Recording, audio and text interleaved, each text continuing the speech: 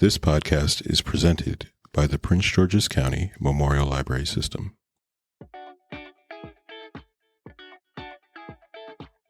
Hi, I'm Hawa. I'm Heather. And I'm Kelsey. And this is our podcast, These Books Made Me. Today, we're going to be continuing our American Girl series of episodes with Addy and her original 6 books. Friendly warning as always, this podcast contains spoilers. If you don't yet know who eats their cookie dough words, proceed with caution. We have a special guest today joining us. Would you like to introduce yourself?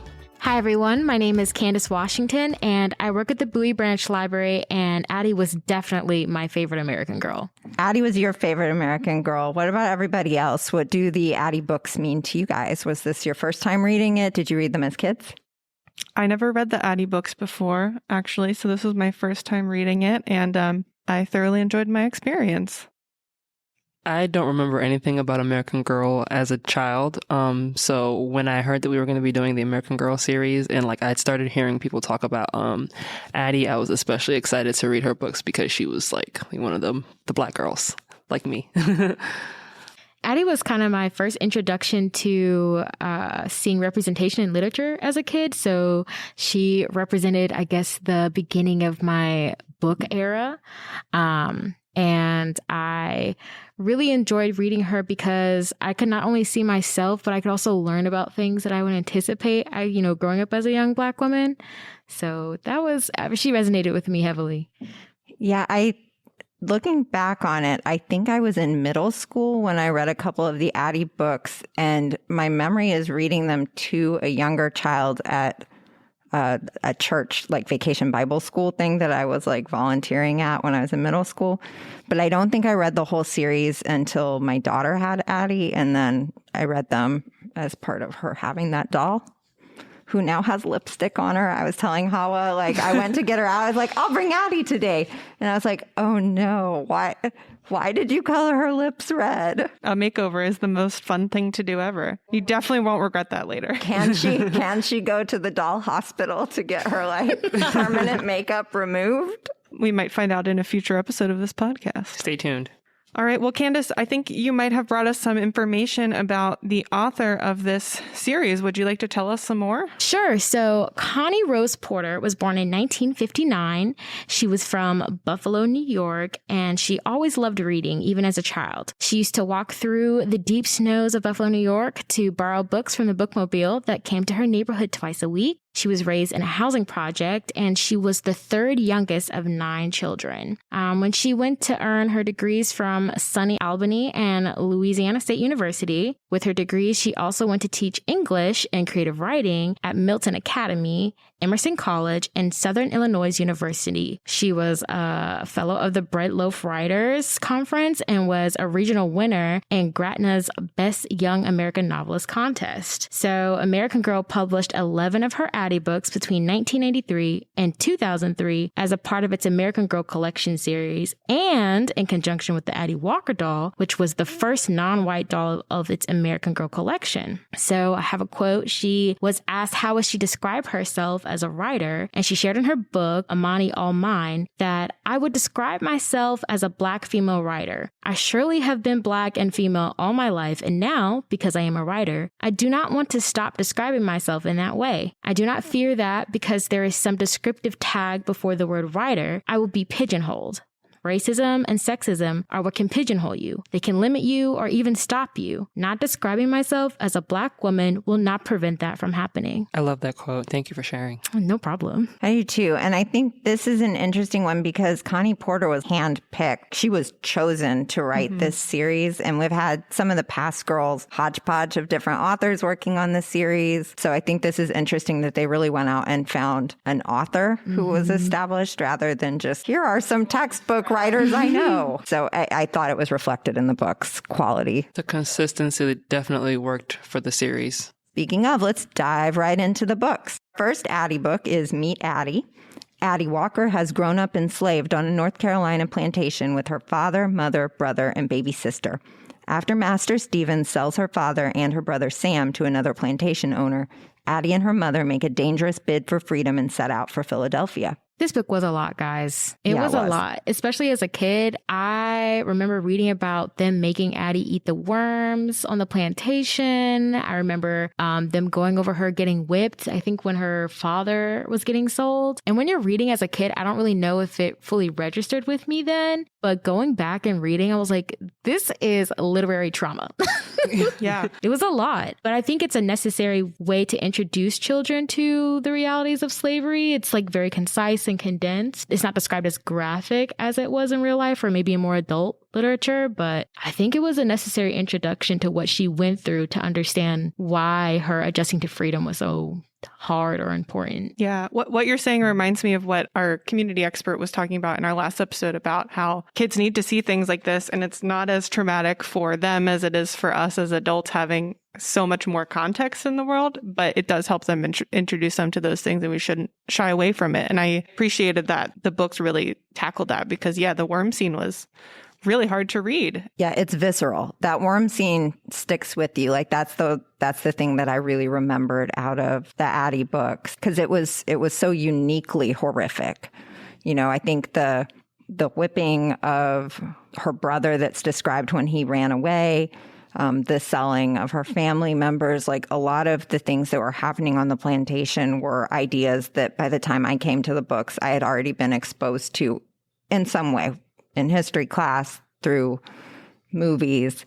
But the eating the worms was so different from anything I had seen depicted before. And it's revolting. You know, it's stomach turning. You're really in the moment with her when it happens. And I thought this author did a really good job of showing her life rather than just telling you she was living on a plantation and these are things that happen to people on plantations. Like you really were in the experience with her as you read the books. And I think that was really well done, and I think is much more impactful for a child to see it through a child's eyes rather than, you know, have it told as like, these are historical things that happened at the time, which gives you a distance that you can't get during that worm scene. Mm-hmm. Yeah, that worm scene, that was the first I'd ever heard of anything like that. But I think it would have been difficult for them to set up a story 6 books down the line and say, oh, she was a slave, and not at least kind of give some kind of inside context on, like, you know, how much they really kind of struggled before they made it to freedom. I was actually surprised that they did make it to freedom by the end of the first book. I thought that they were going to try to like stretch it out, but I'm almost kind of glad that they didn't, because it was just like, well, we need to talk about this, but we're not going to like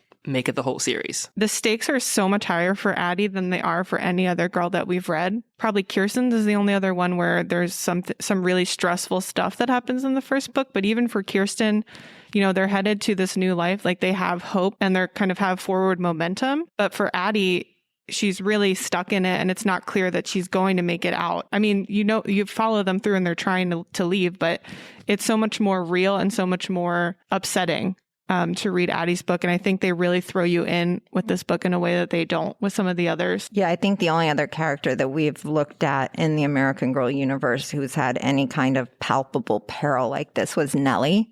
But obviously Nellie was just a side character. Like she didn't have her own agency in the story. We weren't seeing things through her eyes. There was another part where I thought it was a very minor scene, but I felt like what the author was doing was something really subtle where it landed one way for a child, but a different way for an adult. The scene inside the house when the 2 plantation owners are talking about selling her dad and her brother, and the neighboring plantation owner like compliments to the master like how good she is, like she's doing a good job serving, and like he wants to buy her, and he like puts his hand on her head. And, you know, as a child, I think it's just like, oh no, this is horrible. I hope Addy doesn't have to go with this person. But as an adult, there was just like an extra layer of like how sinister, and like it felt so loaded with multiple things. It wasn't just like, oh, this is a child who might be sold. It was, would she get raped if she went with this man? What would happen? You know, we've said repeatedly with these are books for 8-year-olds. They're not books for an adult. You know, you don't get a whole lot of substance out of them as an adult reading them. But this one, I thought that there were definitely flashes of that where it was like, well, this is just actually really sophisticated writing and it's working really well. Yeah. Well, even just knowing that Connie Porter and the board that was created for them, for the Addy Girl books, wanted to be historically accurate. And they, you know, talked to historians. They had talked to pastors. They got on, I think, a field trip to a museum. I read in one of the interviews with Connie Porter. You definitely can see, like you said, the nuanced behaviors and mannerisms, reading between the lines as an adult, not even just wondering, was he going to buy Addy and breed her, essentially, because that's how slaves were viewed, as property, as animals, as objects. I think just to circle back to what you were saying with the advisory board that was convened to write these stories, this was the first time that Pleasant Company did something like this for the other girls. They just kind of assigned it to a writer, and they had some general things that they wanted to make sure they hit, historic topics, and then they wrote around those. And this was much more intentional. They had very prestigious experts on this board of people who worked on this series from a variety of backgrounds, from a museum and history background. They also had people in the arts, a pretty well-rounded board of people. So they were coming at it from a lot of different angles in terms of what can children handle, what we get through in these books that's important and that people need to know about. Again, I think we've been struck by how often American Girls will touch on one topic, it's mentioned, and then they just never get to it again. And this, if something came up, they almost always actually addressed it in some way, or they showed it so that there was an understanding for the child. Yeah, I think it being the first non-white American girl, and also the way they're talking about something as serious and as slavery, they had no choice but to be historically accurate. So I'm glad that they went about it the way that it did, and I think that's part of why the Addy books resonate with so many people. Yeah, I know we're still covering Meets Addy, but can we talk about the mom having to leave Esther behind? To say she's going to be if she cries, she could give us up. If she's we're having to carry her, it will slow us down too much. And Auntie Lula and Uncle Solomon will raise her. They'll take care of her. Just the choice, obviously, that her mom had to make in that moment is heartbreaking, and a choice that no parent should ever have to make. I was glad that they explained the reasonings why they were leaving Esther, because at first I definitely thought it was like a Titanic situation, like Jack could definitely fit on that door, Or are you just making this up to add extra context? But then when her mom said the thing about, she could cry and give us away, I was like, that makes total sense. And I understand why she would have to make that very, very, very difficult decision.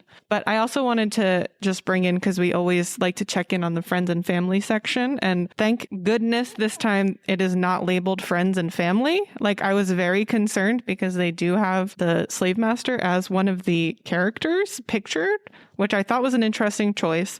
But at least they did not call it friends and family. They just left the section unlabeled, and it was a general, meet the people who are in this book. Yeah, because in the past, they've definitely included people in the friends and family section that were not friends. Like enemies. Right. Actual enemies, yeah. Or villains in the story, like Jiggy and I. So, I was also glad to see that they were sensitive enough to the circumstances in this one to not make that mistake and take the label off. And then the labels do come back in later books. Mm-hmm. Oh, yeah. So that was definitely intentional. Yeah. Or even to make it very clear to the kids, this is the difference. He's not a good person. This is who the master is. Right. And, you just look and you're like, okay, I see the master's white. They're black. I can see what's going on. Kind of connecting the dots as a kid. It's subtle, but it at least lets you know more about the dynamic, what was going on. Right. I think we're going to talk more about the back matter later, but I did feel like it was much more robust this time around. But one thing that I appreciated in this book was that it talked about the different forms of protest that enslaved people would enact.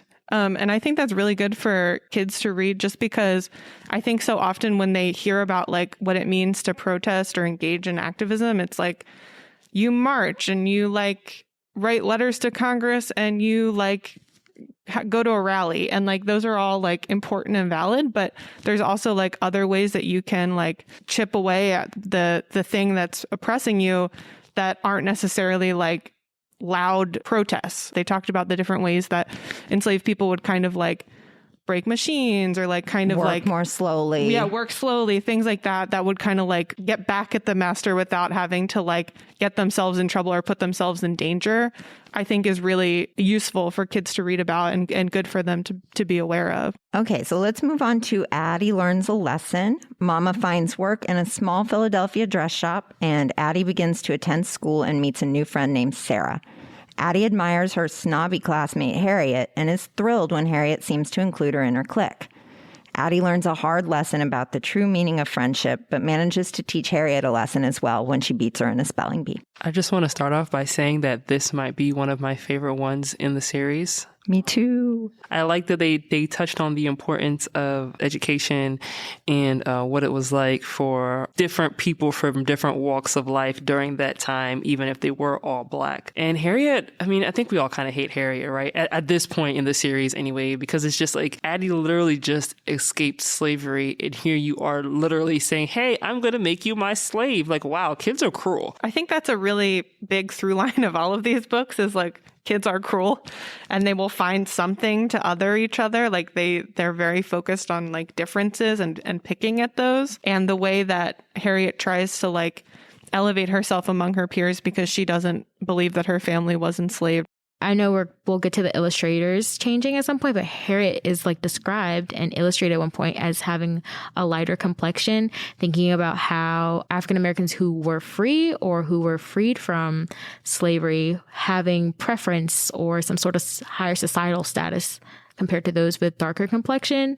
In this time period, dealing with colorism in the Black community must have been crazy frustrating because you see people who are offered some sort of preference or priority over yourself, and knowing that you all were just doing the same work on the same plantations like a week, 2, 3, a month ago, because to some degree it's going to pit them against each other. Like, oh, I wish I had, and why don't I? And you see Harriet being a prime example, you know, thinking that, oh, because I wasn't born into slavery. And you can imagine she's thinking, oh, no, I have a lighter complexion. I'm prettier. I have nicer clothes. I have nicer hair. I'm better than Addy. So she looks down on her and treats her as such. It makes me wonder what Harriet's parents were like because, not to say that, you know, she has to be a direct reflection of her family, but for her to have that kind of mindset, like, oh, we don't come from slaves, like she must have heard that somewhere, or there must have been something that was omitted to her when talking about like her family history, or even they probably just give off that same mindset of like, oh, well, we're better than those people. So like that would have been interesting to hear. Yeah. And you wonder if it stems from like wanting to put that part of your history behind you and move forward and like buy into this American dream of like, we are free, we are equal. Like if we just believe that, maybe that'll become true. It wasn't just that Harriet was not including Addy, but then kind of included her in a manipulative and pretty cruel way. Is also that Harriet had completely excluded Sarah to the point that Sarah had like internalized, they're just never going to want anything to do with me. Sarah's my favorite character. Oh, yeah. Heather just wants to give Sarah a hug. I do. Like, I just felt for Sarah, like, every step of the way because she was just such a joyful little person and so kind to everyone in spite of, we have repeated instances of people being just really mean to her at school, and that had to be hard. And then, like, obviously her home life was hard. She was doing all of this work to help her mom with the washing. But then she was still like helping Addy make her deliveries and teaching Addy how to read. And like she just seemed like She was working overtime. Yeah. Did she ever get a best friend spinoff? No, I looked that up because I was like, I have to find out what happened to Sarah. Does she get back to school because at the end it's left up in the air as to whether she'll ever be able to return to school, and they didn't write a spinoff series Ridiculous. for her. I thought for sure they would since they gave Nellie one. Sadly, no. So I don't know what became of Sarah. Maybe in the later Addy books. I don't know. Yeah, because I was thinking she kind of reminds me of Nellie. Mm-hmm. I think what I love about Addy and Sarah's friendship, and you kind of start to see it in the second book, is that they complement each other well. Addy is learning along the way. They have a pretty healthy childhood friendship, but I thought that was really good to see. I love their friendship so much. Yeah, they're really like sisters. I mean, they just are kind of unequivocally there for each other and support each other and have a lot of empathy for what the other one is struggling with, even in the midst of having their own struggles. Yeah, and she seemed like a really well-developed character, much like Nellie, where you did have a sense of like who this child is, you know. And also like Nellie, she's like you're saying, kind of the voice of reason for Addy sometimes to like dial her back when she wants to like really take a stand on something and be like, Addy, this is just the way things are. And like, that would be dangerous to do this right now, like with the streetcars later on. And I think we wanted to talk about the hair. Hair gets mentioned a lot in this particular book. You know, Addy gets her hair done by her mom to go to school. Harriet's hair is mentioned repeatedly. Some of Harriet's friends are mentioned in the context of their hair texture or color. The Addy doll had a different hair texture than the American Girl dolls that preceded her. And I think that was a really important thing for a lot of people who had Addy when they were kids. So I thought maybe we should talk a little bit about that choice even just looking at the illustrations and seeing like that little girl with like the 4C hair, like you can definitely tell there's a difference between her hair and like Harriet's hair. And I think it's kind of cool because even though like it's not really necessarily, even though it's something that they kind of try to make her feel like bad about or make it seem like she's lesser than because of it. I mean, Addy is ultimately the hero in all of these books. So it's kind of cool to be like, oh, hey, that hero looks like me, has my hair texture, especially like when you're younger and like, you know, your hair is natural. And it's like, I mean, honestly, it wouldn't really be accurate if her hair was the same as the other American Girl dolls. So it's cool that they thought to put that in. And I will be very honest with you all. I have what some people have referred to as like nice hair. And we all know all black hair is nice hair. All of it is great and all of it is good. But growing up, even though my hair was, I found it easier to manage in the sense where I didn't really have to fight my hair to like slick it back. I hated having curly hair. And I never had the Addy doll, but I remember not really wanting anything to do with the Addy hair. And I think that may have been one of the main reasons I didn't want the doll. But I'm very happy. And of course, as I've become an adult, I love my hair now. I'm glad that there were girls who had that representation and valued it at the time for what it was. Because honestly, that could have blown their sails. You know, they could have been like, well, you know, we're going to give her a straighter hair or a looser curl pattern because we don't want people to not buy the doll. But I truly believe that young girls and people reading about the African American experience, especially from a time period standpoint, they need that representation. They need to feel the hair. It's like, oh, this is a girl like me. That will change the way a child sees themselves. And that's really impactful. So I'm really happy that they chose to give her accurate hair. Yeah. It's like, imagine my doll is like my doll looks just like me. My doll's hair feels just like me. Like how frequently do you get that experience as a little black girl? Yeah, there's a really great article in Salon by an author named Ashley Clark, and it's sort of a retrospective on her experience as a child with Addy, particularly with Addy's hair and her own hair. You know, she talks about sort of the experience that many of us have with American Girl, which was like, this was an aspirational doll. Like it was well beyond what our families could afford. And so it was something that like you saved up for years. Like it was your everything. It was your Christmas. It was your birthday. It was your allowance. It was anything you had went towards someday I'm going to get this doll. It was like that for her as well. And she said when her Addy doll came, her mom saw the doll and said, Addy could use a relaxer. She goes on to say, I just like this quote a lot. She said, to love Addy's hair, I'd also have to love my own natural texture, but I didn't know how. And so it kind of tracks her experience with the doll and where she put the doll away for a time because she was sick of dealing with her hair and how it kind of echoed her own relationship with her hair. And I think that's really impactful, you know, to have sort of an avatar for yourself in that way where you can struggle through like a pretty complicated emotional process of getting to know yourself and your identity and loving yourself and your identity, and having a doll and some books about a doll be a part of that, I think is like, that's a pretty big deal. Like, I think that definitely, while we've kind of said, okay, these books are not typically great literature, like we're not putting them as like classics that like you'd say, oh, you have to read this, it's so powerful.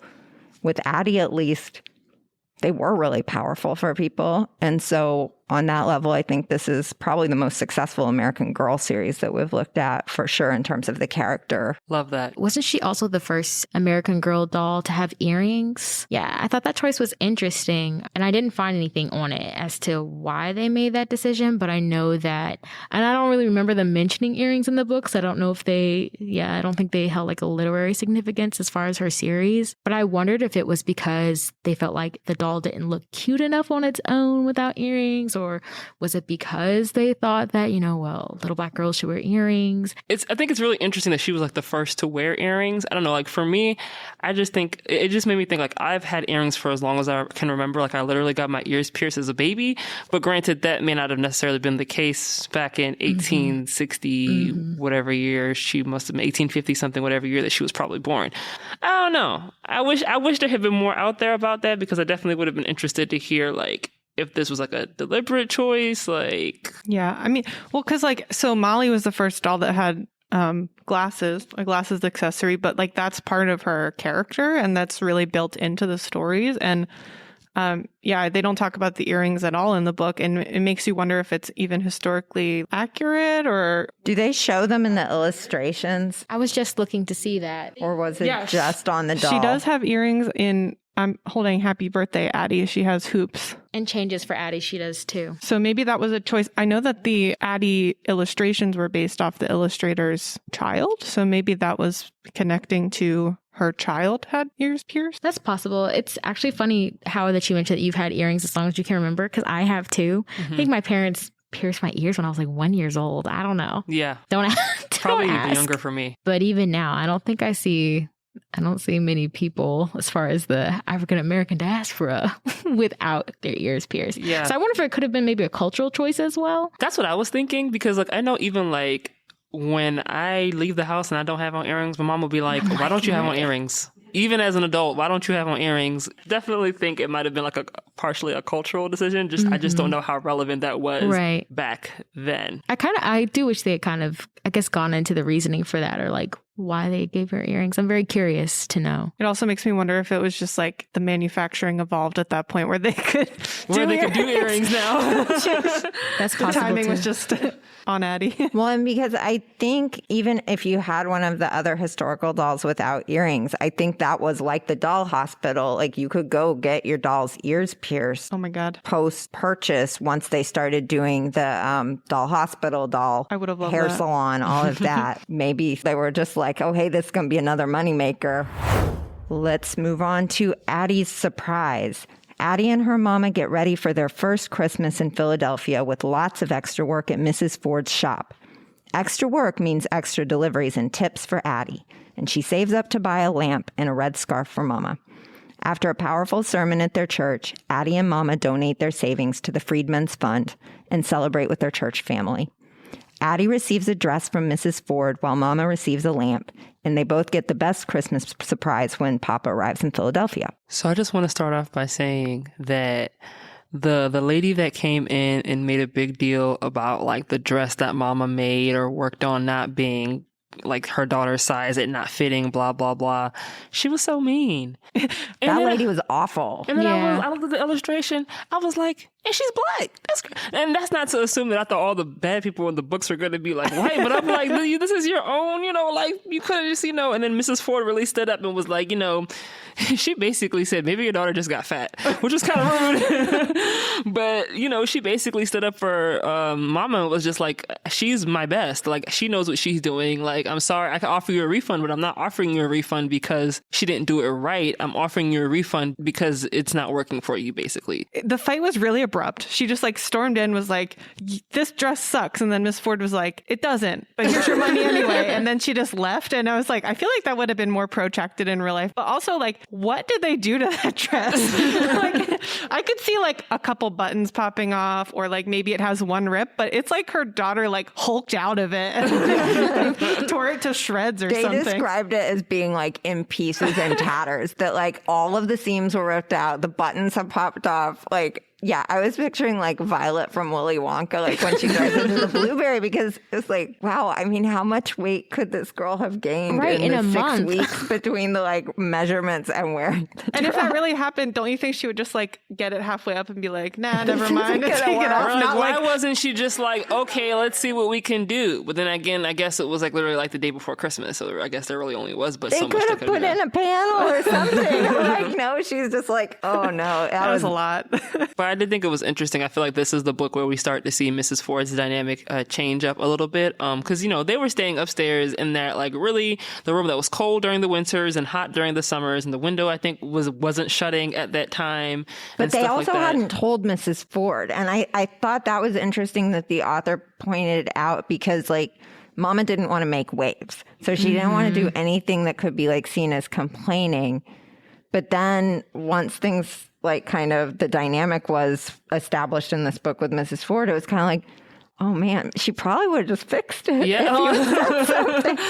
But they don't know who they can trust. Yeah. So it's like sad to see that on both sides, but it's just like she probably would have helped, but it's just like, well, I can't help what I don't know about. And then she even goes as far as letting Addy stay downstairs with them instead of having to go upstairs. And she's just like, well, we could use you around. And Addy ended up getting that great dress, and that dress was great. Like, as far as American Girl doll fancy dresses go, that is a top tier fancy dress. And then Mom gets the matching scarf. So she gets the scarf after all, even though she had saved up her money, and then she donated it to the Freedmen's Trust. That was so wholesome. I also wanted to, I guess, circle back to Mrs. Ford and Addy's dynamic. And I'm going to be honest, you guys, I felt a little ways when Mrs. Ford only let her come downstairs once Addy was doing stuff for her. Yeah. And it's like, I know that, I guess, it's very clear that Mrs. Ford is a workaholic. Like, she's about her business, don't play with her money. At the same time, like, I wonder why she only started to warm up to Addy once Addy started doing basically like side hustles for her seamstress business. Because I guess maybe the weight of her heart was through working. Yeah. So it was just like, oh, well, okay, now I can kind of warm up to you and let you into other parts. Yeah. But she should have known, like, the slaves were hustling on the plantation. Why would they not work? And you know what? Well, she had been doing the deliveries. Right. And it made me think of something that her dad says in another book. He was like, I was a carpenter as a slave. Why would I suddenly not be a carpenter as a freedman? It's like, what would be the difference between Addy being capable of doing tasks before and after? Like, she has hands, she has a brain, but, maybe that's what Mrs. Ford needed, to warm up and feel a little fuzzy, make her a little dress, thank her for her service. Yeah. Give him a lamp. Yeah. Right, that was... It was like a Scrooge conversion again. It's like conversion of Jiggy Nye as well. It seems to be like a common American Girl, like, the grumpy person turns... Yeah, because she looks grumpy even in her, like, vignette in the beginning. Like, she definitely looks grumpy. It's like you're saying you don't want a child to be seen in the shop, but your child not allowed to be seen in the shop is your delivery person? Mm-hmm. Like, she's literally the face of your business? Yeah. The way they teach emotions, I think, is very good in Addy. Like, they're examples of, like, emotional registry and, like, how to express or, like, how people are feeling. I'm glad that Mrs. Ford wasn't outwardly hateful or racist to say, because the concept of not hating was very prominent throughout the books. Like, her dad's like, Addy, I don't like it when you say you hate white people. I think because on all playing fields, people were viewed as human, even from Addy's perspective. Like, even though she says she hated white people, she was learning not to. And there weren't any white people, aside from, like, in the first book, that, like, openly hated Addy. So it was like, we are all on the same level. We're all in the same playing field. We're all people. We all deserve to be loved. And I really like that about the books. At least you may not read it and walk away with that, but from it, I felt like I got that. So this is the book where the doll shows up. This is always the book where they try to sell you a doll for your doll. So do we want to talk a little bit about Ida Bean, Addy's doll? Yeah, so we did some digging on Ida Bean before we started recording. And as far as we can tell, the Ida Bean doll is a little out of scale from the other dolls that we've been sold so far. We don't really quite know what happened there or if that's true, but it seemed a little odd. She's like barely smaller than Addy. Yeah. Which is huge if you scale those up to like people size. And I can't imagine that realistically back then they really just had that much like scrap material lying and around. Beans. And like, beans. That would have been like pounds and it would be so heavy if you had a like 3-4 foot tall doll made of beans. Yeah, I'm not sure what happened in production for the Ida Bean accessory doll. I don't either. And I'm going to be honest, Ida Bean was a little scary. I don't know why they made her so large. But I think that, I guess that was part of making it historically accurate. Absolutely. And I mean, I guess also we can say that because we know what dolls look like today, but like if that was right. But I'm just like, with the way dolls were looking back then, I think all the dolls were a little scary looking back then. Oh, for sure. Especially the porcelain ones. Yeah. Give me the heebie-jeebies. I like that on the copy of Addy's Surprise, A Christmas Story that I have, she is holding the doll on the cover. And the doll is a normal size. It's a normal size, exactly. But it's also not illustrated by the original illustrator, Melody Rosales. Mm-hmm. Yeah, she was the original illustrator. She did the first 3 books, right? And then they switched to a man, and we did look up. Well, Holly, you maybe can describe this better. I think earlier you said that Melody Rosales seemed to still be salty about the like American Girl experience, because it does seem like that the relationship between her and Pleasant Company got very fraught and ended up being a pretty negative experience for her. Yeah. She wanted to more accurately depict experiences of colorism in the books with the illustrations, and the company was basically like, we didn't really need any more like separation between like Black people. It's already talking about like a very serious topic, which is like slavery, which is interesting because I can definitely see like both sides, but I think like acting like colorism just didn't exist was really like interesting. And she modeled the Addy illustrations off of her daughter, and even as of like back in July, she posted a picture on Instagram showing like a picture side to side of like her original Meet Addy illustration and a picture of her daughter dressed up. I don't know. The thing is, I don't know if her daughter was dressed up as Addy or if it's literally the same picture that she based the picture of Addy, the illustration of Addy off of. But it was very interesting. Like everyone's in the comments like, yeah, your illustrations are my favorites and da-da-da-da-da. And she's just like responding to everyone. So like she definitely is feeling the love. But I think also it's kind of just like, I think it would have been cool if she was like the main illustrator throughout everything, because it was her. And then I think for the remainder of the 3 books, it was a Black guy named Bradford Brown. And then all the books get re-illustrated, I guess, to maybe for consistency by a white guy named Doll Taylor. Oh. Yeah, and I thought that was interesting because especially considering that they, they put together this committee in the beginning to, make sure the book was written by a Black author and, we had all these things that were historically accurate. Now, that's not to say that a white man can't do good illustrations of the storyline, but I definitely think of all the illustrations, because my collection of the book that I bought is a mix of all 3. Mm-hmm. I definitely think Melody Rosales was my favorite ones, and hers were the most consistent. I don't know if you guys noticed, but like, depending on which copy of the book you have, even within one story by the same illustrator, Addy looks different. It's really hard to figure out who Addy is in some of the Yes, like in the later books, there were times where I could not tell which character was supposed to be who in the illustrations. Papa and Sam are indistinguishable in one of the illustrations later in the books as well. Yeah, I think it's unfortunate because I also really liked the Rosales illustrations. I think they're beautiful. And she was working with what was in the text. Like the colorism is literally written into the text. Like it's explicit in the Harriet introduction. So it seems very weird that they would then start to falter for it. The other thing I noticed was that once it shifted from the Rosales illustrations to the male illustrator who did the latter ones, the whole color palette changed. Yes. The whole color palette lifted. So the Rosales illustrations are pretty dark, but that's also in keeping with what's both the tone of the early books, but even once they're to Freedom, they're in rooms that are very poorly lit. It seemed very accurate to the text.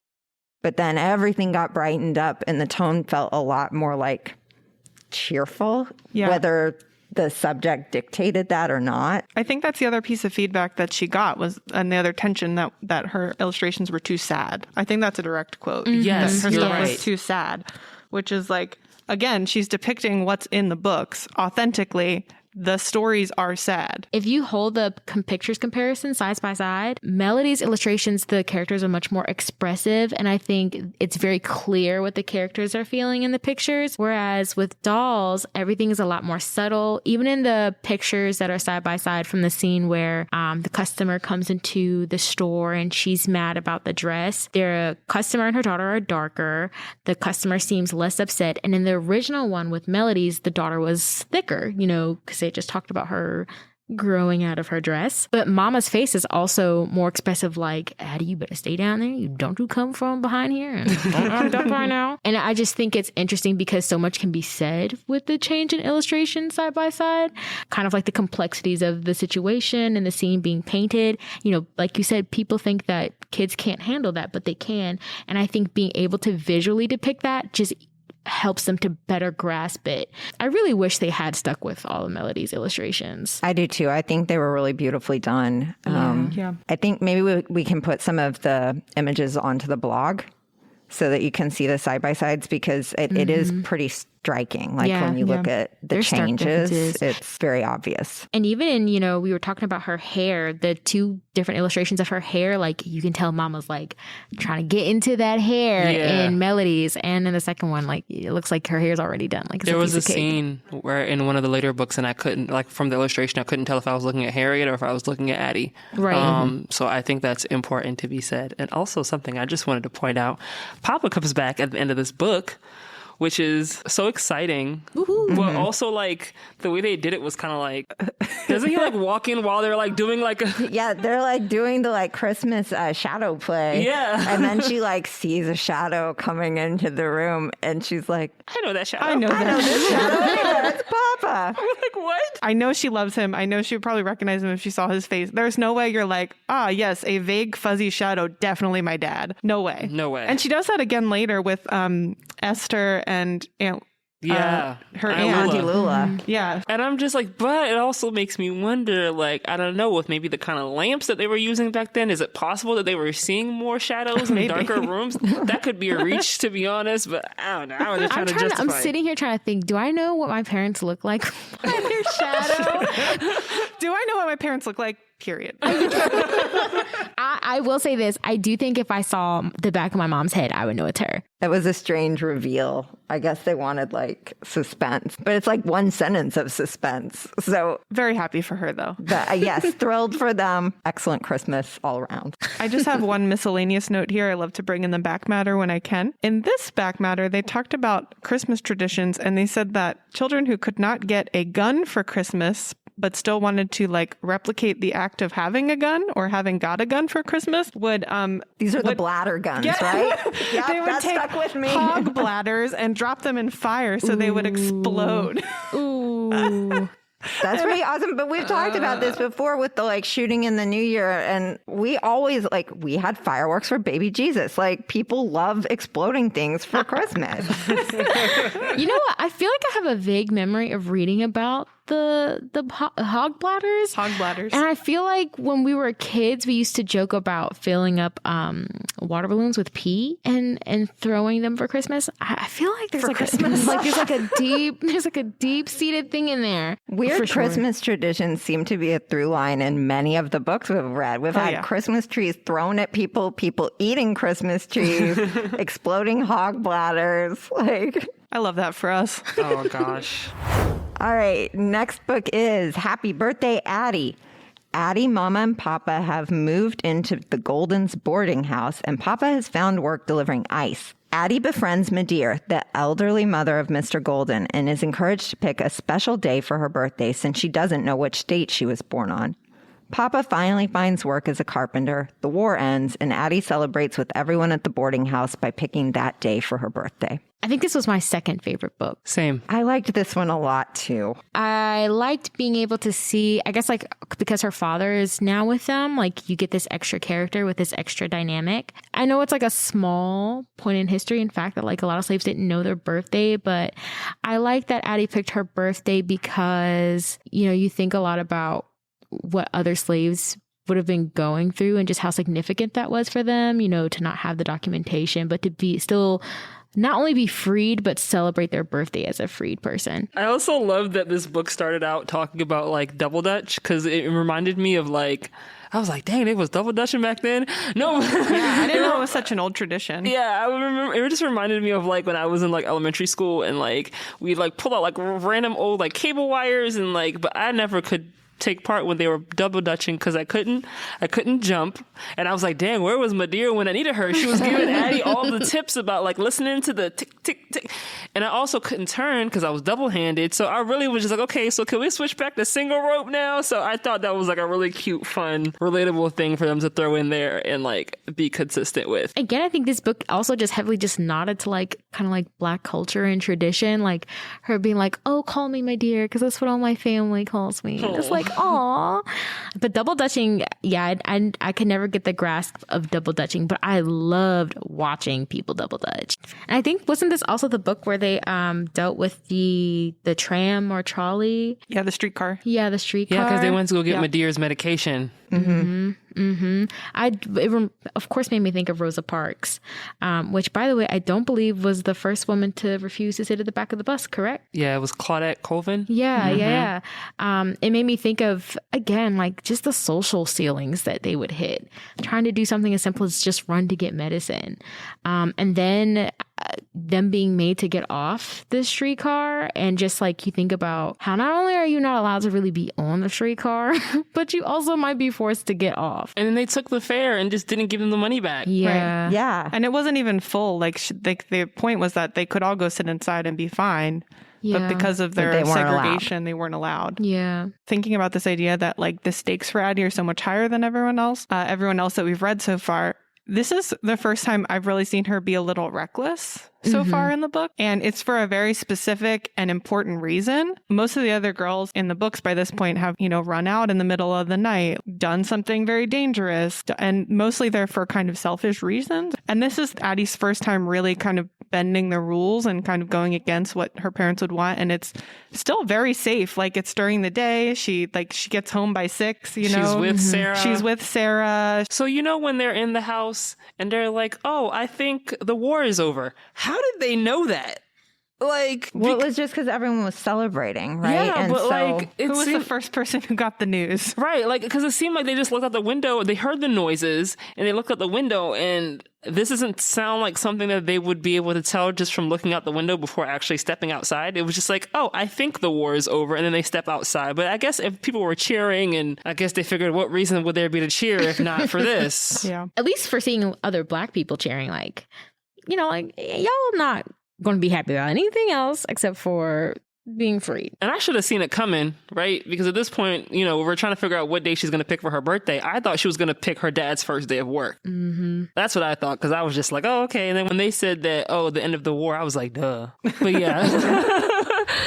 The other thing that I've noticed throughout the books, but I think really was prevalent in this one and a little bit in Addy Surprise too, is just the importance of music and all the different kind of roles it plays in their lives. Medea talks about the bird singing its song as a way to kind of get beyond the walls of its cage and express itself and create some freedom for itself. Her father is whistling to mark some hope for himself because he finally got a job. And she talks about music being a sign of hope. In the last book they sing This Little Light of Mine and Joy to the World, and that helps create some community. And so I think just all the different roles that music plays in their lives is again, much more prevalent than it's really been in other books. I also checked out one of these Welcome to Addy's World books, which is basically kind of like a combination. I wouldn't say it's kind of like a big version of the back matter that we get in all these books, but it kind of goes like a bit further in depth. And there's a section called Music and Freedom. And it talks about, like, it says, like, music kept the rhythm of hope and freedom alive. It was necessary to enslaved people as breathing air, and that work songs helped to ease the drudgery of the revived spirits of tired souls. And it says these spirituals were like shields that gave protection from the master's harsh words and the sting of his whip.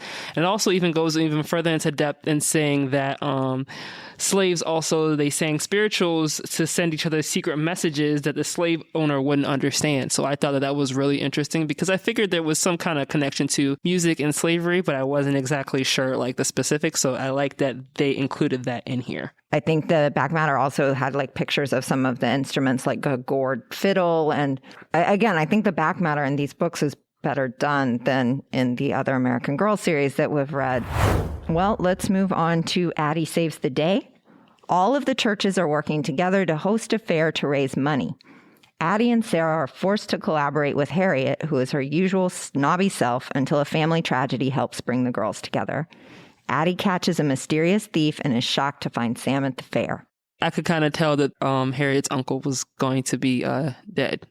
The way that it just she talked about him a lot. She talked about him so much, and she just seemed so sure. And I was like, there's something that's going to happen. When it did happen, I like that this whole book especially was kind of like really the climax of the feud between the two of them, because, they want to put on this fair for the church, and Harriet has the idea of the magic show, but then everybody likes Addie's idea of the spool puppet show. But then they even get into that huge argument, and her parents are like, we don't want you, we know that you guys don't like each other, but you need to be nice, and I know you're excited about your idea of winning, but you don't have to be boastful, basically. Yep. Her parents always seem to be the voice of reason, and I'm just like, nah, Addie, I feel you. She was tripping.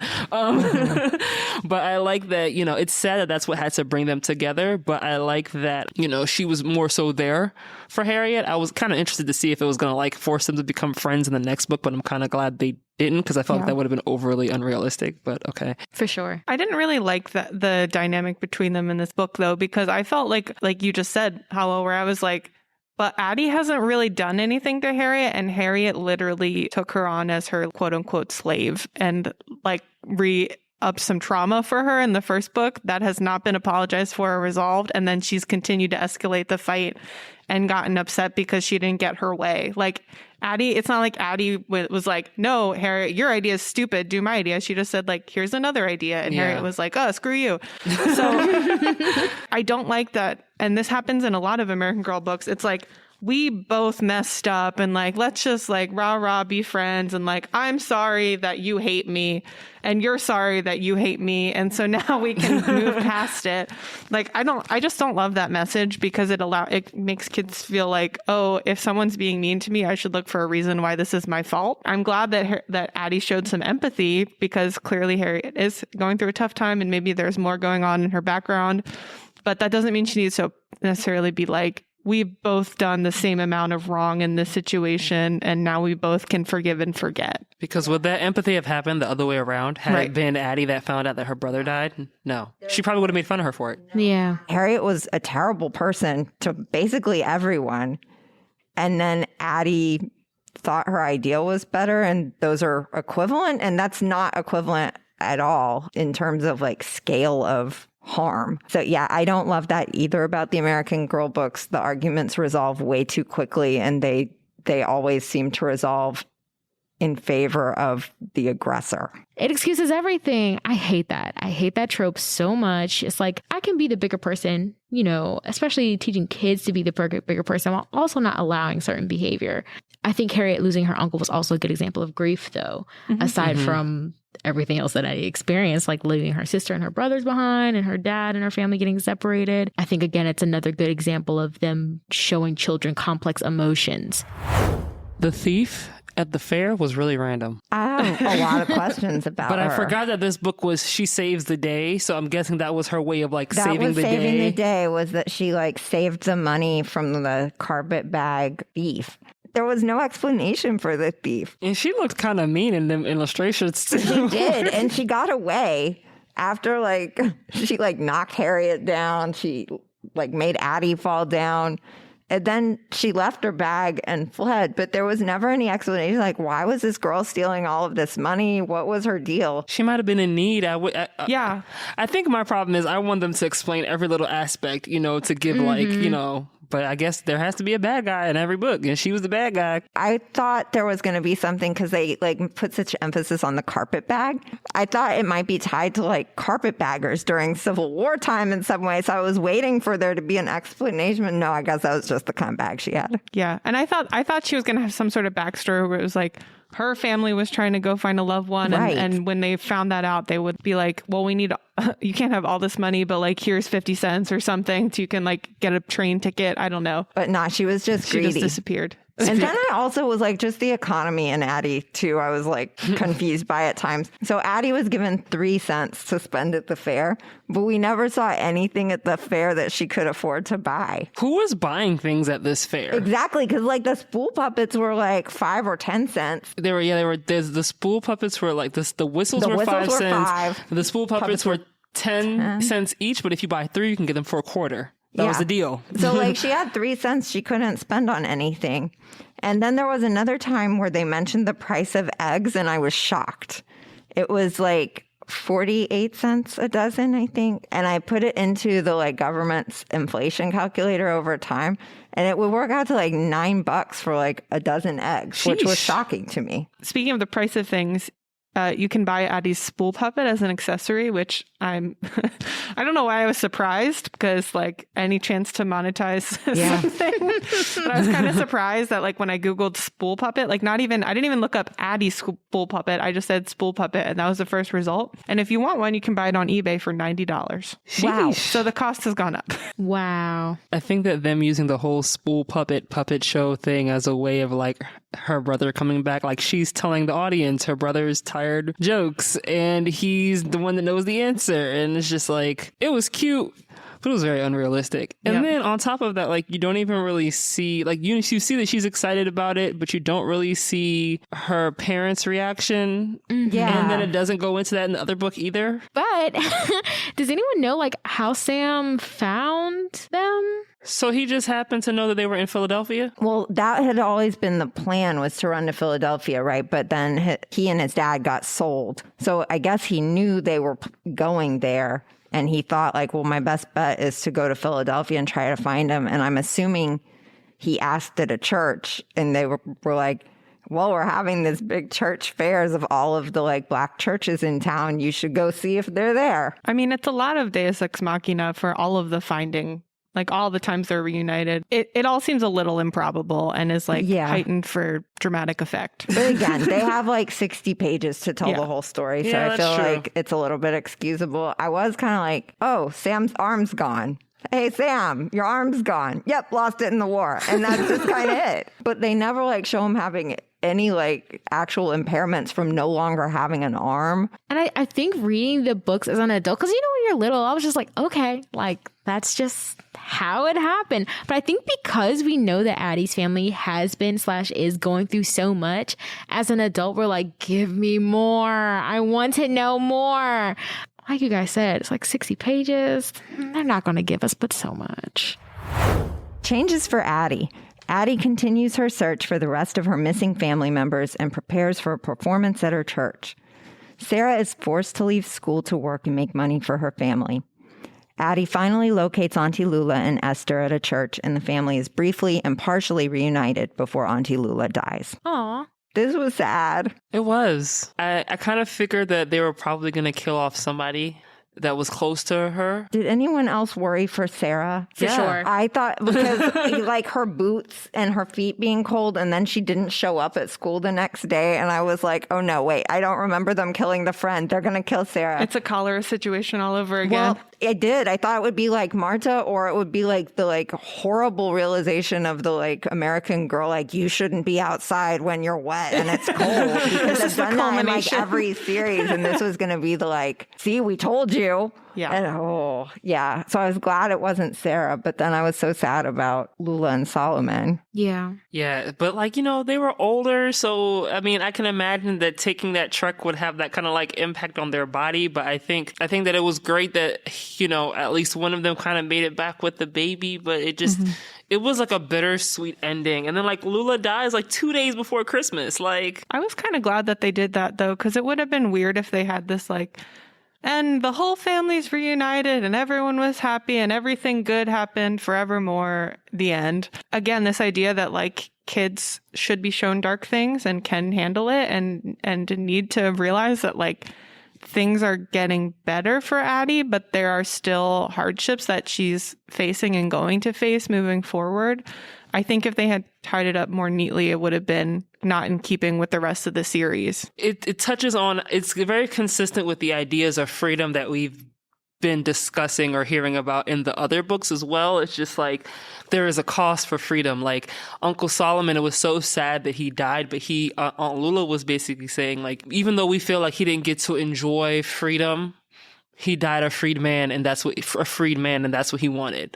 So I thought that was really interesting, and I think that played into Addy reading the Emancipation Proclamation at church, because at first she kind of was just like, well, yeah, we're talking about being free, but like my brother came back from the war with one arm. My sister, we've missed out on like the beginning parts of her childhood. We missed out on her first steps. We didn't hear her talking, her first words. Mm-hmm. She barely remembers us. Like, Yeah, so it was a lot, but it was very realistic, I think. And I think that with Addy, you know, her being reluctant to wanting to read the Emancipation Proclamation, it kind of just shows like Addy was always kind of reluctant to different things throughout the series because she was just like, this is what freedom is like. Like, I thought that, you know, like her dad can't get a job as a carpenter, even though he was working as a carpenter before them. The whole thing with like the pharmacy and the streetcar, and it's just, what is freedom? Right. I'm kind of happy that they passed because it's realistic, you know? Well, it's the contrast between when the war ended for Addy and her parents, it was like, yay, like, it's so great. But for everyone who was still on the plantations or in the South, it's like, okay, you're free. Now you're just kind of, all the resources that you had are gone. No one cares. And you just have to figure it out. And you're kind of like back to square one.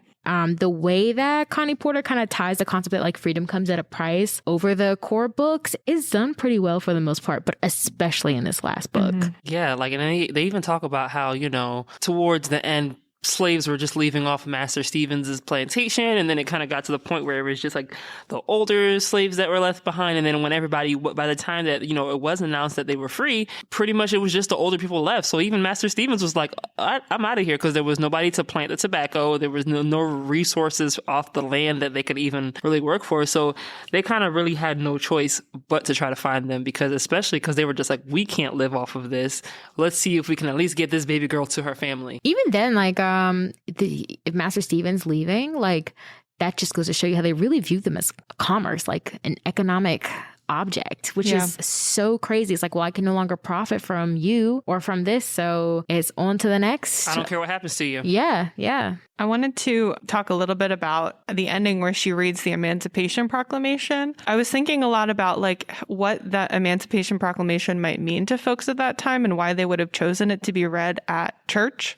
You know, knowing what we know now about Lincoln's kind of mindset when delivering the proclamation, that it was more of a political decision than one where he truly was like anti-slavery. He's been well documented to have said like, I'll do whatever it is to bring the two sides back together. I don't really care about slavery itself as an issue. I don't know. I thought that was an interesting choice, having that context in mind and knowing that the Emancipation Proclamation didn't really do anything because the South didn't listen to it, and it didn't say it was freeing the slaves in the Union, where there were still slaves who were not affected by it. I don't know. I'm curious if anyone had any reactions to that. I mean, I don't know if there's historical context to it, but it just felt so, like, first of all, it seems like a lot for a child to be reading out.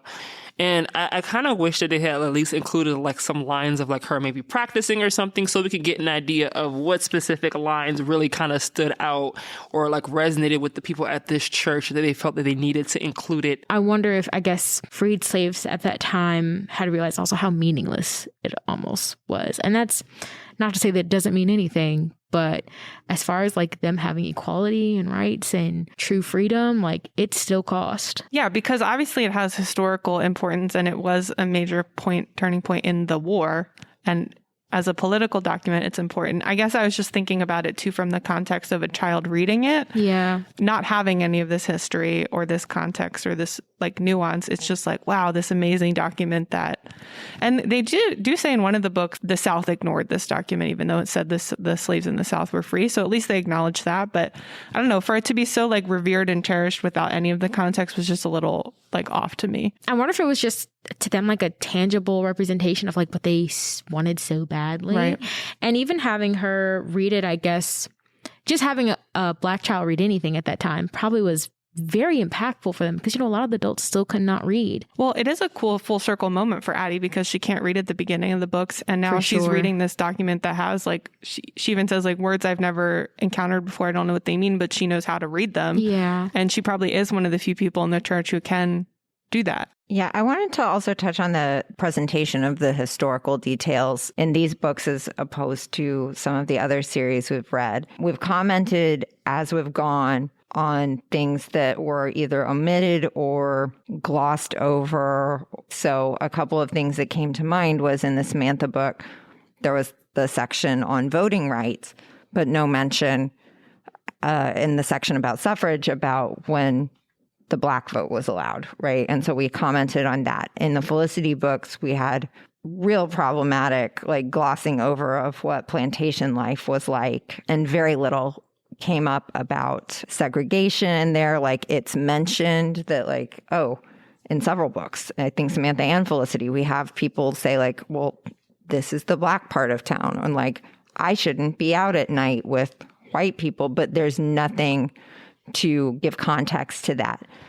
The Addy books, I felt like took a much more serious look at the historical moments that are mentioned in the book. Like, it did not seem like they were trying to spare details when the details were uncomfortable, right?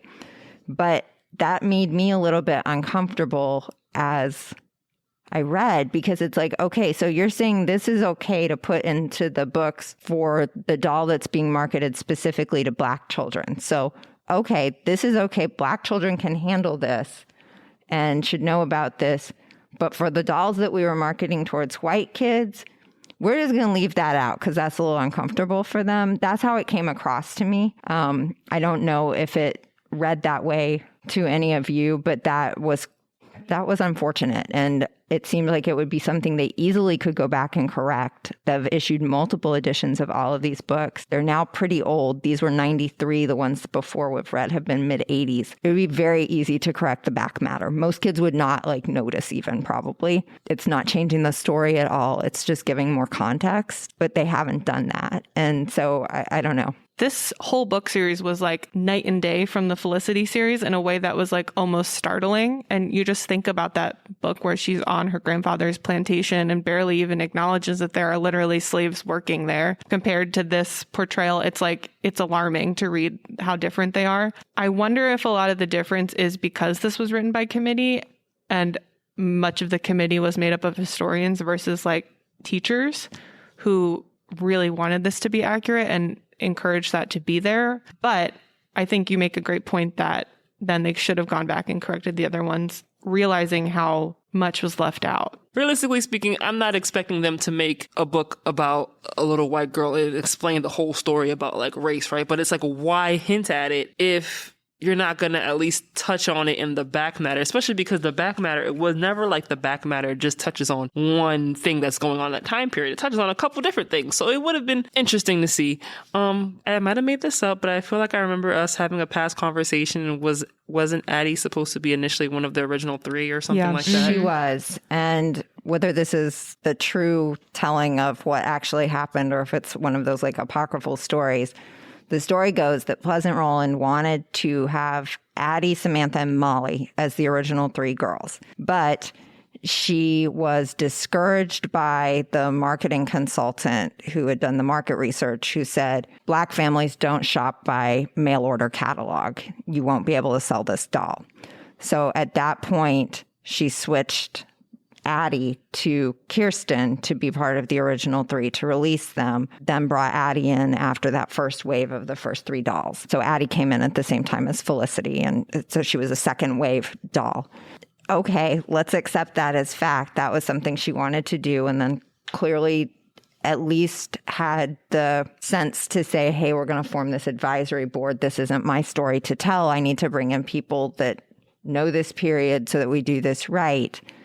But if you're going to give that sort of attention to it and intentionality, why was that not given to the back matter in the original 3 books? Like, if this was an issue for them, that they wanted to make sure that the history on this time period was told to children and that children understood the significance of it and they understood the horror and trauma of it, there's so many places where they completely... I think whitewashing is the right word, Candace. Like, I don't know how else you can describe the Felicity back matter other than that. Yeah. And that was contemporaneous to Addy. Felicity and Addy were released at the same time, which to me is the most jarring one. You can't even give it the benefit of like, okay, well, Samantha came out in the early 80s and like, that was a different time and they didn't have a handle on how they were going to do the back matter. And so, okay, they had the suffrage thing and they couldn't figure out how to work this in. You can't say that about Felicity when there's a huge storyline about her grandfather who's a plantation owner. There's a book that takes place on the plantation and it's just kind of like, things were tough for slaves. Moving on, there's nothing there. Not wanting to make things complex for kids. Each book, they seem to pick an issue that's the issue. So, Samantha's voting rights, but it's voting rights for white women, because if you add in the race, then that's another thing that they'd have to explain and talk about, and that's too much. For Felicity, it's gender roles and independence, I guess. Well, that's the thing is, like, for Felicity, I felt like they weren't really sure what to talk about in half of the books. But I think there's like a fear of like, we're going to pick one social issue and dive in on it, and then that's the only one that we feel comfortable like putting in kids' heads. I don't think that's right, but I'm wondering if that was the mindset, is like, let's just talk about sexism. Let's just talk about voting. Let's not really dive in on all the nuances of this issue. Yeah, I guess I'm just stuck on the like Felicity presentation of things were hard for slaves. They didn't get many days off, They had to work long hours in the fields when, even if they had used the same number of sentences, you could have said conditions were brutal for slaves. They were whipped. They were, demeaned. They were forced to work literally to death. The framing is so different in these books. Then grandfather would have to be a villain. Well, yes, he would. Right. Which, they didn't want that. That probably should have been discussed. Each episode, our intrepid researcher will enchant us with scintillating factoids related to our book. It's time to dive in and explore Ella's ephemera. Hi there, everyone. I'm Ella, and this is my ephemera, the part of the podcast where I tell you about some of the neat things I've learned while doing research. When I was 9, I begged my mom to let me get my ears pierced. I swore up and down that they wouldn't hurt too much. I must have promised to clean them several times a day, if not once an hour. After what felt like a lifetime, my mom finally took me to a piercing pagoda and we got them done. And do you know what happened? I screamed. I sobbed. I almost couldn't bear to get the second ear done. But at least after all that, I finally had pierced ears, which, promptly got infected and had to be taken out. I didn't try to get my ears pierced again until late high school, if not early college. When Addy was released in 1993 with permanent gold earrings in each ear, she became the first American girl doll to have pierced ears. But why? Addy is from the 1860s and, if anything, was coming up on the golden age of clip-on earrings. It doesn't make any sense for her to have pierced ears, until you think about the release date of her doll. Around the early 1980s, commercial ear piercing was taking off in a big way. Ear piercing shops began gaining popularity, and by the 90s, less people were hesitant to get their ears pierced. I would imagine the toy manufacturers wanted to get in on that, at least a little bit. Today, the American Girl Doll Hospital offers ear piercing services for any of their dolls. Thanks for joining me on this deep dive. I'm Ella, and this is my ephemera.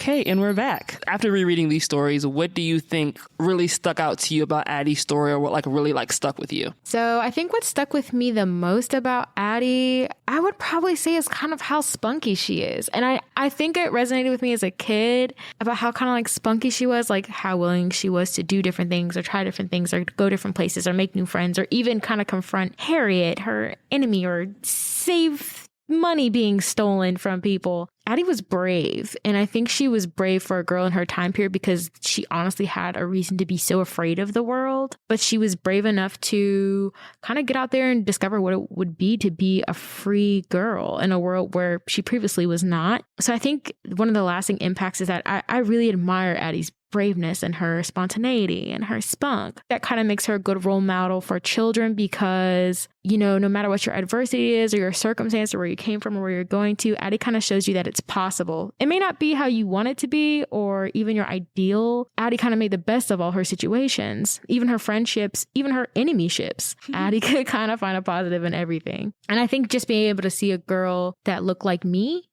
in literature, it resonated with me a lot. And Addy was the first Black character to make me want to read about Black characters and see myself in other books. So she definitely had a lasting impact on me. Just side note, I just wanted to say that's how I felt about Cassie from Roll of Thunder, Hear My Cry. So I get so excited hearing you talk about Addy because that's how I felt about Cassie.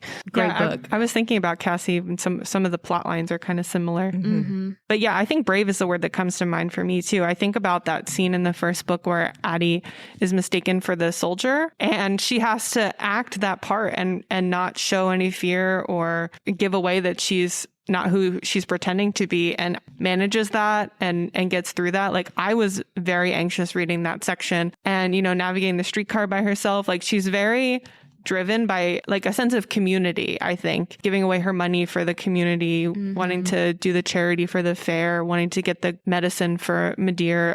I think that's a really driving force for her. And I really admire that. And I think that a lot of kids could learn from her sense of community. Yeah, I think she's a great role model. She's determined. She has real empathy for everyone around her. She's wonderful as a role model.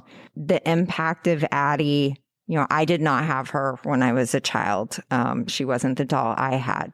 I had Samantha, and like thinking back on it, I loved her. There's a real nostalgia around her. But like, did I learn anything from Samantha? No. Did I learn anything about myself from Samantha? No. You know, she was just this like nostalgic piece of my childhood. And I think Addy really transcended that for a lot of girls. Like, her story meant more, her existence meant more. Because we've focused a lot on the materialism of it and like how commercial it is. And like, oh, look, here's where they're selling us the doll again. Here's where they're selling us this accessory. With Addy, I think they did more. They did a better job here, and they did something that wasn't just purely like, oh, this was very successful marketing. Like, they did something with meaning. Reading the Addy books definitely gave me more insight. It made me see the appeal to American Girl, and that's not to say the other ones didn't, but like this one specifically had me see the appeal to it. So I think that was the new insight that reading this book, or reading Addy's series, gave me. And the book was really well done between the committee and the author, and it was just great. Addy's great. I'm looking forward to finishing up my collecting of her books. Coming up, we'll get an expert's take on an important aspect of this novel that is not often discussed. But first, let's pay some bills. Do you have a child or grandchild in your home under the age of 5? Want them to grow into a great reader, build their own library, and learn to love books? All children under 5 who live in Prince George's County are eligible to receive a free book in the mail every month. Register online at pgcmls.info/free books. Now let's talk to someone who actually knows something about one of the main topics featured in this book, an actual member of the committee who advised on Addy's books. I'm Janet Sims Wood. Tell me about your connection to American Girl, the Addy Walker series. Well, I was asked to be a consultant on the project several years ago, and it was a wonderful project to be part of. Can you tell me a little bit about your experience of participating on the committee that came up with Addy's storyline and how you got involved with that? Well, the committee members included historians, especially historians of the Civil War era, African-American historians, and African-American women's history, which is my area. And we also had a lady on there that was whose specialty was on African-American slave children. We had museum specialists, we had a film specialist, and we had writers of historical fiction. It sounds like it was a really diverse group. What kinds of discussions did you have as you were talking through? What kinds of things were important to think about when creating Addy's story? Okay. Now, I was recommended for this project by a lady by the name of Dorothy Sterling, who was a historian and children's author, and who used to do research at Moreland Spin Garden. She knew Dorothy Porter very well, so me and her got to be pretty good friends when she would come in. But as we got this group together, we mainly wanted to work on the storyline, and we wanted to talk about life after the family escaped slavery. We talked about their life, what their life would be like in Pennsylvania. We also talked about the historical materials, because there's so many things that goes with each of the storylines. There were, furniture and things of that nature that went with it. And so it would be furniture like the school desk, her clothing, the lunchbox that she carried, things like that. So the items had to be historically accurate for that particular time period. And that's why we needed to have African-American historians who were familiar with that particular time period, the Civil War period and right afterwards. And also the museum specialists who could make sure that the materials, the school desks, whatever we had was of that particular time period. So you wouldn't have a lunchbox that somebody would be having in the 20th century. As opposed to during that Civil War era. So that was why you had to make sure that everything was historically accurate. Certainly. And I'm curious if you know or have any thoughts as to why it was decided to write this book with the committee, because Addy, as far as I know, is the first book that was written that way. Well, I didn't know because I wasn't really, because I really wasn't even familiar with the American Girl Doll Project until somebody, they told me about it. But I'm thinking it was really good to have this because we needed people that knew the time period. I think that was very important. Although it was historical fiction, and we say fiction, but it's also historical. So we had to have the material and the information, the storyline be accurate to that particular time period. So I think it was good to have different people on there that had the expertise. One of my friends, of course, was that lady that was she was especially with the African-American slave children. I had never known anybody to have that particular expertise, but she did. And so it was good to have a committee of people, of historians and museum specialists to make sure that everything was as accurate as possible. Yeah, it strikes me as I was reading the books that Addy's story, more than any of the ones that come before it, at least from my perspective, is just so important to get right because the topic of slavery and her experience is so traumatic and such a heavy topic. You don't want to mess that up. No. So as a historian yourself, do you have any perceptions? I know you said you hadn't really encountered American Girl before working on this project. Do you have any perceptions about American Girl as a project? Like, what do you think about this idea of creating this line of historical girls as an educational tool and as a reading tool? I think it's very important. I think it's a way to get young people to know the story, the storylines. And again, because it is it's historical fiction, but again, you want it to be as accurate as possible and authentic. So I think it's good to introduce young people to a particular time period by doing it this way. Yeah, absolutely. Is there anything that I didn't ask that you wanted to share about Addy or American Girl or anything related? I wanted to make sure that people knew, and of course, everybody on that committee wanted to make sure that people that escaped slavery, often had to leave people behind. And one of the stories was the fact that they left this baby behind as they were escaping because they were afraid, she would make noise and show the slave catchers where they were. But a lot of times, after people escaped from slavery and would settle wherever they were, a lot of times after the Civil War, they wanted to go back and look for their relatives. So that was one of the storylines that we did. And that was me and the lady, child slavery lady, wanted to get right. And she asked me she said, what do you think about them going back and getting this child that they left behind? Of course, which was, of course, now a young lady.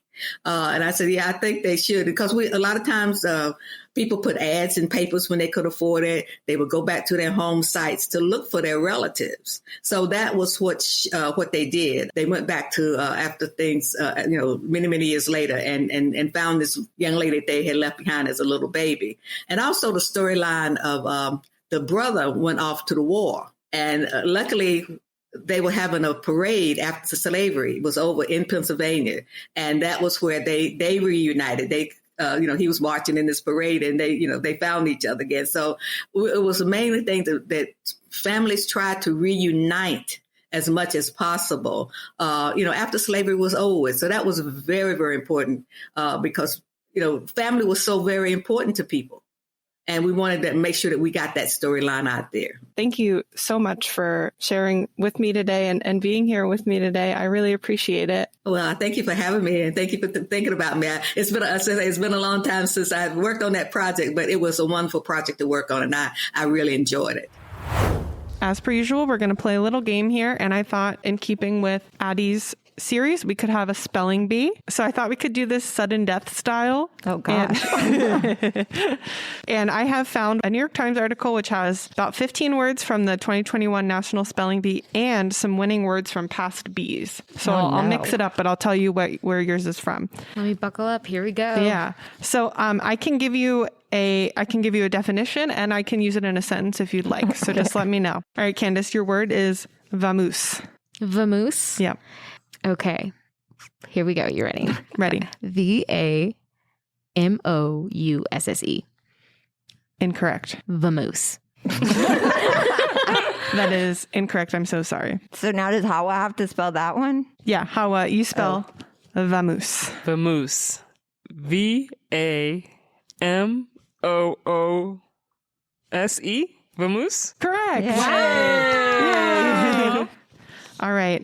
Heather, your word is ambystoma. Ambystoma? Mm-hmm. Can you give me etymology on that or just a definition? I cannot give you the etymology. Okay. Go for the definition then. Okay. It is a genus of common salamanders confined to America. Okay. I don't need a sentence for that. Ambystoma. AMBISTOMA. Incorrect. Hawa? Hawa's won already. Oh, Because Candace and I are out. Oh. You win, Hawa. Maybe we should have done the best of 3. Okay, just for fun, everyone's going to spell one more. Okay, but can you at least tell us how to spell that one? Yes, AMBYSTOMA. I know what That's against why that. I wanted etymology on it. Yeah. Can't you get that in the spelling bee? I think you can, but the New Not York in Times did ours. not provide. Oh, okay. I don't think their teacher was providing that, so we take what we can get. That's probably true. Okay. So this is, we'll do some winning words. So all those words were from 2021. We'll do some winning words. So this is the winning word from 1930. Are you ready? I'm ready. Your word, Candace, is fracas. Wait, what? Fracas. Fracas? Okay, so actually, can I make a correction here? Yeah. So I used to wear a perfume that is called this, and it is pronounced fracas. Fracas. Fracas. Okay. So it's a French origin word. It is a French origin word. I do know that. Oh my goodness. Would you like a definition or I would use love a sentence? definition. Okay, it's a noisy quarrel. Fracas. Fracas. F. Good start. Good start. RACAH.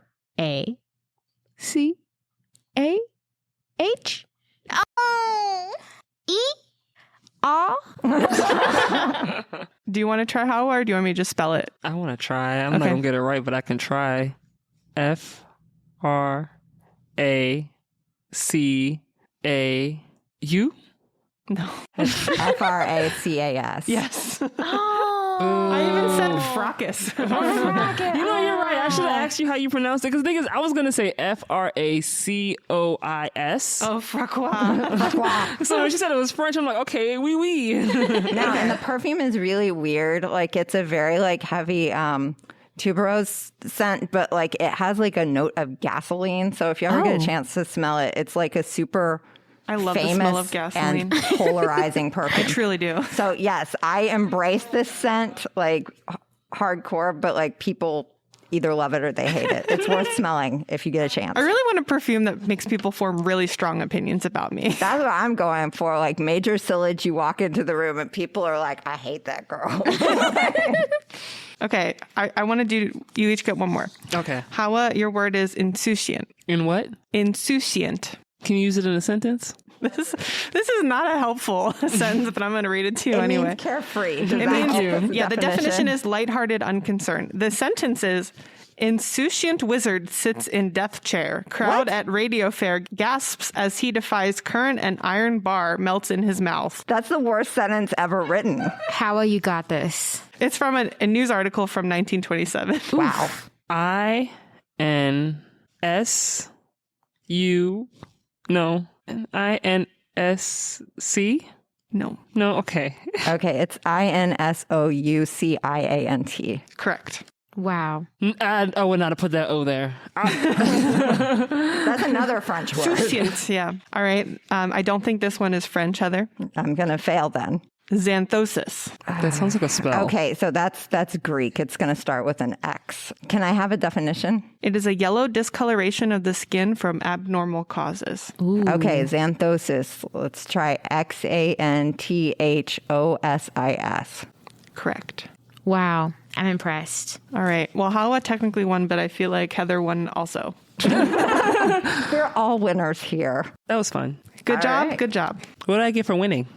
Pride. You should have brought us cookies that were letter shaped. I almost thought about doing that, but I was like, is that too gross because we're in a pandemic? Hala, there's donuts in the break room. You can have There's one. lots of letter O's. Yeah. I'm down. Ooh. We can cut some in half and make it a C. Each episode, we ask whether our book passes the Bechdel test. The Bechdel test asks whether a work features two female characters who talk to each other about something that doesn't involve men or boys. So does Addy pass? Yes. With Yeah. flying colors, Yeah. right? Yeah, for sure. All the Medea conversations, all the conversations with Mama. I think even her and Harriet, they don't talk about boys, right? No. At any point, no. She and Sarah talk about just everything. School, the way the world works. Yeah. This is a very girl-focused book. But even thinking about like how Connie Porter's quote about like being an author, like she was very aware of like racism and sexism. So it kind of doesn't surprise me. That makes sense. Yeah. Love her. I do too, Big man. fan. These were just on another level from the other ones that we've read in So terms of the good. writing. What an icon. Between these books and just books that I just read on my own, I've probably read like 46 books this year. And the Addy series has been amongst my favorites of the year. Yeah, Yeah. like I think they're legitimately good books, and that's probably the first time I've said that about any American girl books we've read. I want to read her adult books now. Yeah, I do too. Yeah. Agreed. All right. I'm a fangirl now. Season break book club at some point. We'll do that. Well, that's it for this episode of These Books Made Me. Join us next time when we'll discuss a book about a girl who saves her treasures in a memory box. If you think you know which book we're tackling next, drop us a tweet. We're at PGCMLS on Twitter and hashtag These Books Made Me. You can also send us your questions at thesebooksmademe@pgcmls.info. For historical deep dives and read-alikes, check out our blog, which is linked in the episode notes.